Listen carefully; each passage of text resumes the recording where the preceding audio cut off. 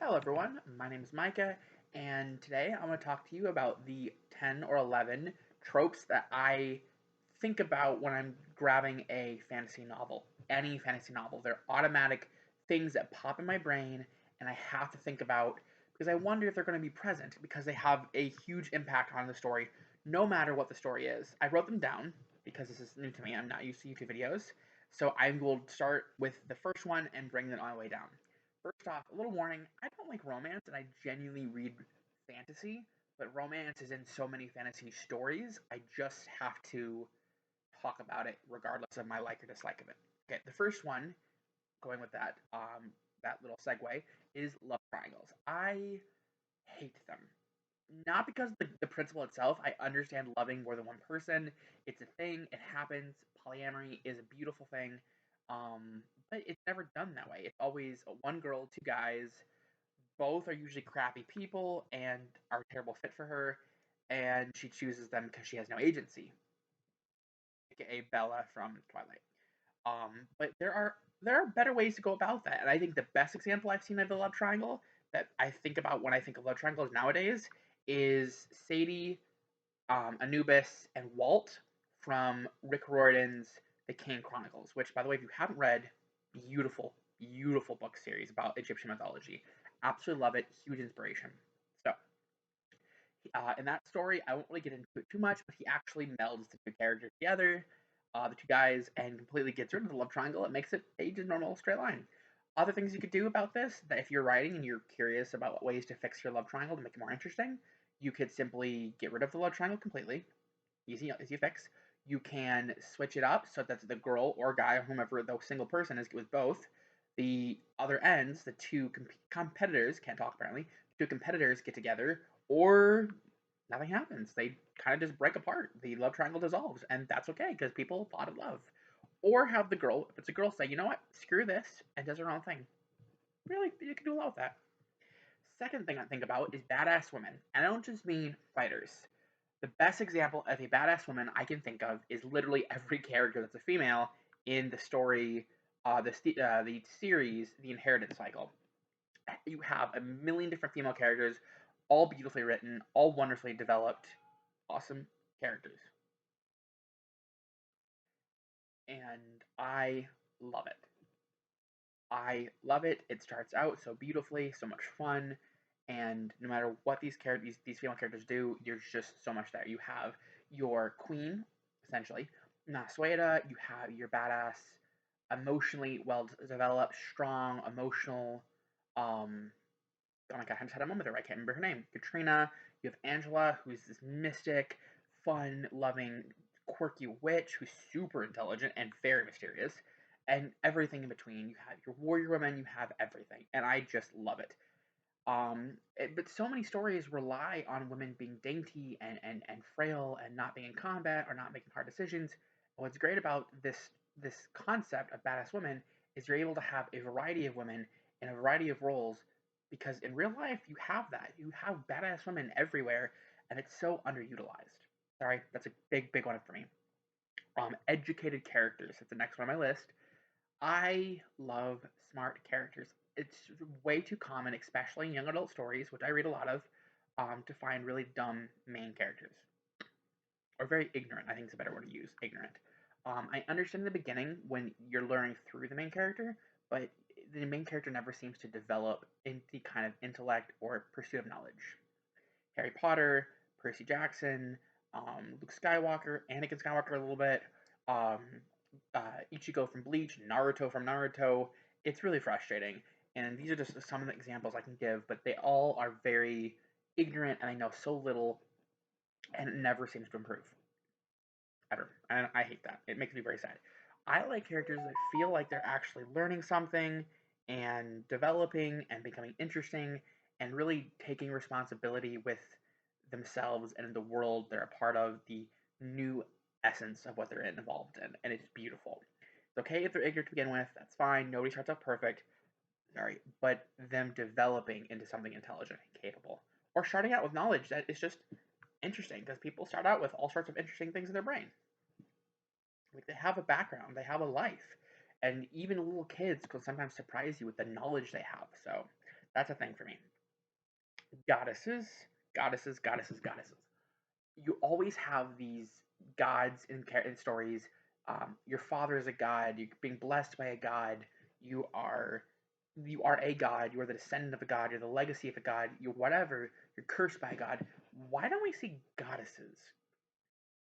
Hera and Persephone and Demeter are three really powerful, amazing examples of goddesses in Greek mythology that were big characters but are never used. Hera cursed Leto, another, or Leto, I'm not sure, I've heard both, another goddess to not be able to give birth under the sun on any island or surface of the land.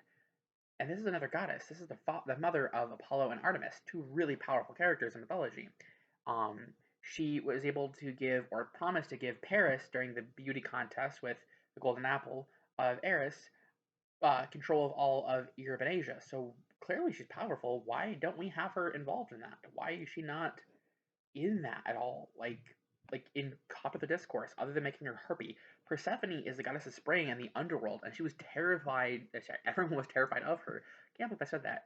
And then you have Demeter, who literally almost killed everything for her daughter, for losing her daughter. Like seriously, these are amazing characters with great power and backstories.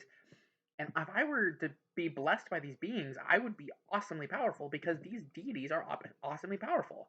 It's not just the male characters. Goddesses are awesome. I love it. Not relying on humor. That's another for me. Percy Jackson is one of my all-time favorite stories. I love it. It is fantastically written, and it's so beautiful, but it overly relies on humor at points. I get why it's made for a young audience. I read it when I was a little kid, and I just kind of stuck with it, and it was written that way, so eventually kids would mature with the story. Um, and it's so beautifully written, but sometimes I got really annoyed with how humorous it was, even as a kid, because sometimes things aren't funny. There are terrible things. The gods are terrible people. There are terrible people about, and the humor just feels disingenuous. It works for Percy Jackson, but it doesn't work for everybody. And a lot of series like Naruto use it and abuse it, and I just get really frustrated with that. So there's that. Mythology. I'm not going to really explain too much about this. Mythology outside of just Greece and Rome, which is awesome. But there are, and even within Greek and Roman mythology, there are many deities that are never referenced. Like Ganymede is the god of homosexuality that was originally a child of a naiad, which is a freshwater spirit, and the legacy of Zeus, as Zeus was his great grandfather or great great grandfather. I always get that backwards, and he became the cupbearer of the gods and the god of homosexuality. Why isn't he in anything? He's a really interesting character. Or you have Iris, the goddess of rainbows, or you have a billion other characters I could think of, like Asclepius, who would be an awesome character, who was originally a mortal son of Apollo, who became such a good physician he actually was able to resurrect the dead and became a god. Like, and his all of his children are aspects of health. Like Hygeia is the goddess of hygiene and good health. Like, and his wife is, I'm not gonna say this right, Epoina or Epoini, who is the goddess of soothing pain. Like, clearly this is an interesting character who we could have so many stories about, and we don't get them involved at all. And there are thousands of other mythologies, actually hundreds or whatever, but thousands of other myths and gods and goddesses and spirits and creatures, and we never get to see them. So why aren't we involving this? Why are we just regurgitating the same aspects of mythology when it's such a rich, beautiful concept in general? Bearing body sizes. Listen, in real life, there are people of various sizes. Not everyone's small, not every guy is jacked. That's just a thing. And that's okay. I'm not saying every character needs to be 300 pounds, every character needs to be tiny or busty or whatever. Just show different body types in general. Not everybody looks exactly the same, and that is okay. It also goes for race, too. I know someone's going to complain I said that, but it does. Like, you're going to have black people in your historical stories. In real life, if in real life, dead serious, Africa, Greece, and Rome, and the places they used to be and were, because, cultures change and are conquered by this and that and the other thing, had a constant communication, constantly. There are something called syncretism, which is when people from other cultures will say that this god or this goddess is actually this goddess from our culture or whatever. You see that everywhere. You really do. And especially Greece and Rome, there were many examples of people from both cultures crossing over. There were black gladiators. There were this and that and the other thing. So it's really, you should have people of various races kind of crossing over. People travel, people migrated. The Roman Empire spanned a massive amount of territory. Alexander the Great, who's technically Macedonian and Greek, took over parts of Egypt, parts of Asia, parts of Europe, had this massive empire. So there would be people from all over the place. And Cleopatra was white, and she lived in Egypt, and her people in her territory would have moved around during the different wars, the different conflicts that happened, and prisoners would be taken. People were raped. People, all these different things. So you'd have people from different cultures and different ethnicities and different races all over the place in Europe. That's just reality. You'd have that. So you should include that in your stories, especially if you're just copying and pasting Middle Eastern cultures or Middle European cultures or Northern European cultures or whatever you're doing. There should be people from all over the place. Just saying, it's realistic. Stop saying it's not. I'm really irritated by that. Stop saying it's not. Basic understanding of history will prove you that point. Okay. Born Sexy Yesterday is another thing I think about because I hate it. It's gross. It's uncomfortable. For those of you who don't know what it is, Born Sexy Yesterday is exactly what it sounds like. When a character is born yesterday, or relatively soon and recent, they are sexy despite that. Almost always girls. I've seen one example where it's a guy, and that is in Young Justice's series, and it's Superboy. Every other character and every other example is a girl, and nobody ever addresses this concept ever. I don't get it. There's no dialogue about it. There's no, hey, maybe you should lay off her or him or whomever. Um, maybe you shouldn't be sexually attracted to a child. Maybe you should realize that's a baby and leave it alone. Leave them alone. Who cares? Leave them alone. Or at least have dialogue about it. Like, and that's what Young Justice did really well. For those of you who hadn't seen it, it's a beautiful series. Watch it. I love it. Big fan of it. Um, they actually talk about, even briefly, about the idea of age being more than a number. Excuse me, because they dealt with aliens, they dealt with supernatural creatures, they dealt with clones, and age was such a fluid concept. They had to discuss it, and they didn't discuss it greatly or at great length, but they did discuss it, and that was a huge improvement. Uh, Next one is hard magic.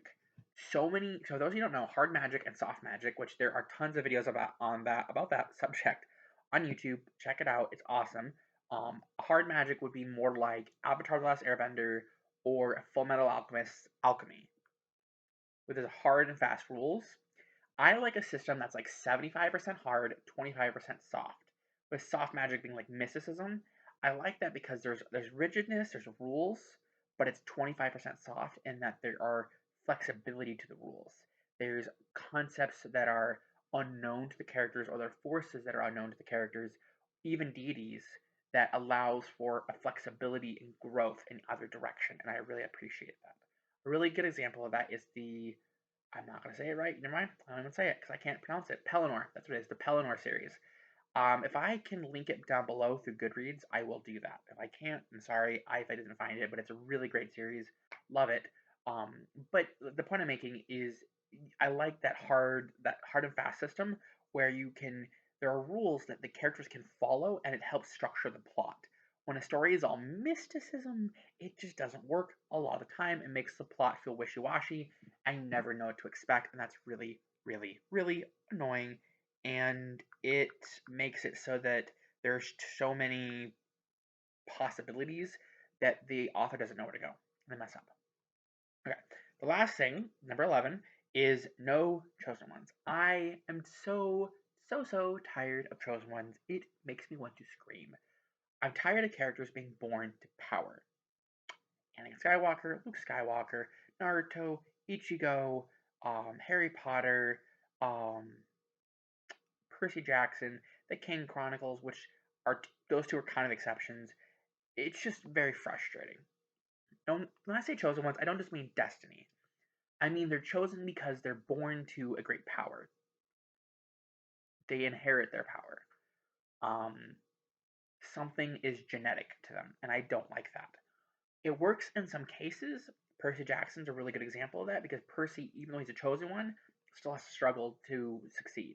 He still gets hurt. He still dies. He still is hurt by the gods. He's still a peon, a pawn in the grand scheme of things, and he has his flaws. Um, but it's really frustrating as a whole because it feels like the character never earns anything. And I, for one, am very tired of that concept. So few characters bother to learn anything, and I loathe that. Let us have characters that have to earn everything from the ground up. There is one exception I didn't mention, but it goes really well with this, and it actually fits really well, and that's Buffy for Chosen Ones. I need to mention this because it actually is the perfect example of how to do a Chosen One that doesn't feel like a cop out. Um, Buffy has to learn how to fight. Yes, it comes easily to her, it comes naturally to her. She's the Slayer, that's part of what she is, but she still has to learn, and she still dies. She still has to develop her abilities. She still has to constantly train to get better. She fights Faith, another Slayer, and she kicks Faith's butt because she's had years of experience where Faith really hasn't.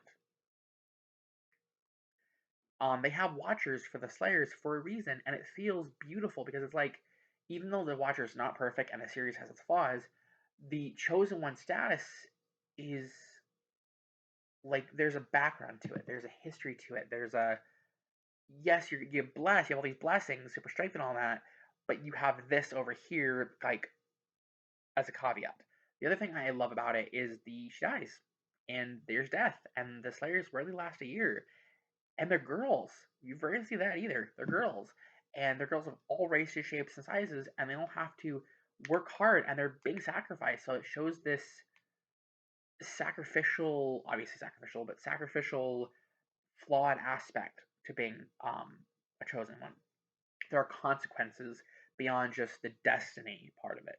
There's a middle ground to it, the daily struggle of it, the pressures of it, and I love that. So anyway, that's my video. It's my first video actually in a long time because I used to put videos up before and they weren't very good, so I'm trying to learn. Um, I don't have a Twitter or anything like that. I will get the one eventually for you guys if I decide to make this a continuous loop where I put more videos up. But you can find me on Wattpad under Micah Rao, which I will put down below. So yeah, look forward to future videos about fiction, about fantasy, and about mythology. And that's it. Thanks, you guys. Bye.